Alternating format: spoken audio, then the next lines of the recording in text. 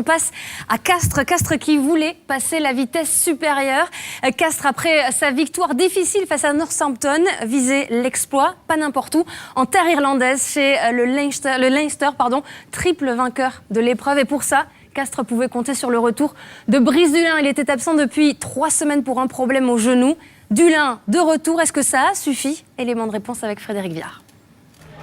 Il vaut mieux s'appuyer sur ses cadres quand on vient défier le triple champion d'Europe et sa Blue Army de supporters. Et si Brice Dulin sort en dernier, c'est bien la première place de la poule 1 qu'il est venu chercher.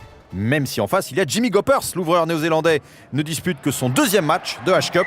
Mais il a déjà ses repères au RDS Stadium, 3-0 après 3 minutes. Et que dire de cette magnifique passe au pied pour l'arrière Kearney, grand pont de volée. Ce n'est pas banal, sur cocotte, mais belle couverture de Dulin. Et regardez derrière le coup de filou de Rory Cocotte. Un ballon qui traîne, c'est un ballon pour moi. On apprécie le déhanché. C'est parti pour la relance avec l'accélération de Brice Mac, le talonneur. Poursuivi par Lamela, qui va pouvoir attendre le soutien de Cocotte, bien sûr. Et on repart à droite pour Romain Cabane en bout de ligne pour personne, malheureusement. Parti de leur 22, les Castrais s'arrêtent au 22 adverse. Et nous, on s'arrête sur ce grand pont presque parfait. Et Goppers, me direz-vous?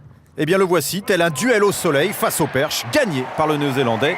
6-0 après 12 minutes, sous les yeux du dieu local, Brian O'Driscoll en convalescence, lui aussi ébloui par le soleil, mais qui voit Goppers porter la marque à 9-0 après 20 minutes.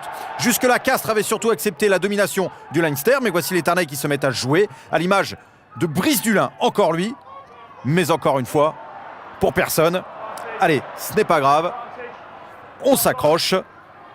Et il y aura peut-être quelque chose de plus intéressant au bout. Tiens, comme sur cette mêlée qui recule, certes, mais Claassen sort le ballon et peut servir Rory Cocotte qui va aller aplatir le premier essai de ce match. Il est en faveur du Castres Olympique.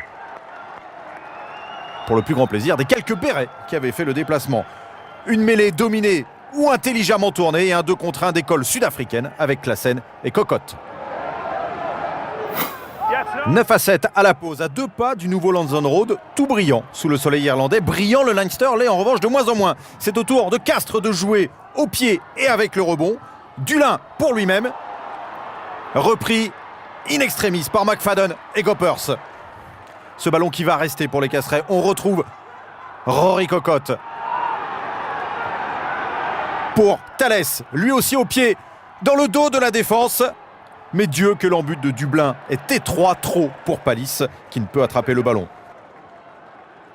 Matt O'Connor, le boss de cette équipe du Leinster, fronce les sourcils, le soleil bien sûr. Mais le souci également de voir son équipe malmenée par Castres, mais qui conserve toujours 2 points d'avance et qui va souffler pendant 10 minutes. Carton jaune pour Lamela sur ce plaquage dangereux sur Kearney à 15 contre 14. Et avec le public qui pousse le Leinster, multiplie les possessions et les ballons portés pour envoyer finalement McGrath, le pilier remplaçant à l'essai. Castres avait dominé le premier quart d'heure de cette mi-temps sans marquer et encaisse dans la foulée cet essai 16-7, plus de bonus défensif. Un peu plus de 10 minutes et 9 points à reprendre. Mêlée pour Castres avec Thomas rentré à la place de Cocotte et pénalité sifflée contre le demi de mêlée qui vient de rentrer. Pourquoi semble se demander Julien Thomas? Voici la réponse de Monsieur Garner.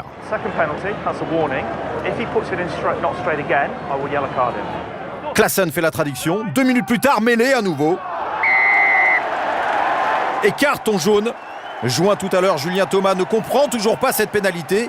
Cocotte, lui, va observer tout cela du banc. Il voit son équipe néanmoins se rapprocher de la ligne de but irlandaise. 15e phase de jeu. La ligne est à 1 mètre.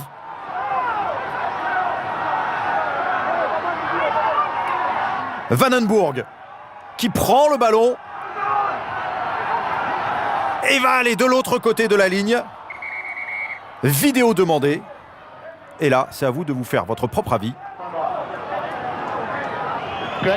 Mais votre avis ne compte pas. L'essai est refusé. L'arbitre siffle à la fin du match. Le Leinster s'impose 19-7 grâce notamment à Goppers. Rémi Lamela et les Castrais, eux, peuvent pleurer. C'est dur pour Castres qui laisse du coup la première place de ce groupe 1 au Leinster, sans surprise. 4 points devant les Français en attendant demain le choc entre Northampton et les Ospreys.